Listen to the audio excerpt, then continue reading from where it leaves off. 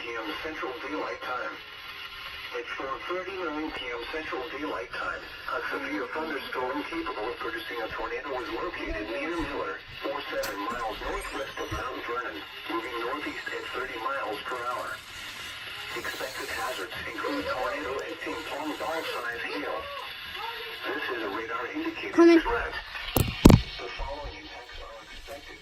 Flying debris will be dangerous to those caught without shelter. Mobile homes will be damaged or destroyed.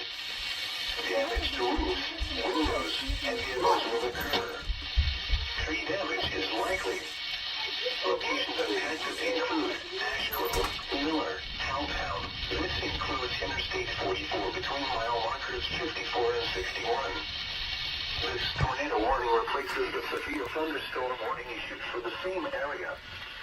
To report severe weather, contact your nearest law enforcement agency. They will send a report to the National Weather Service Office. That's us, Greene County. Repeating, a tornado warning has been issued until 5:15 p.m. Central Daylight Time for the following counties. In Missouri, Dade, Greene, and Lawrence. Yep, that's us, Greene County. Hold on. Coming.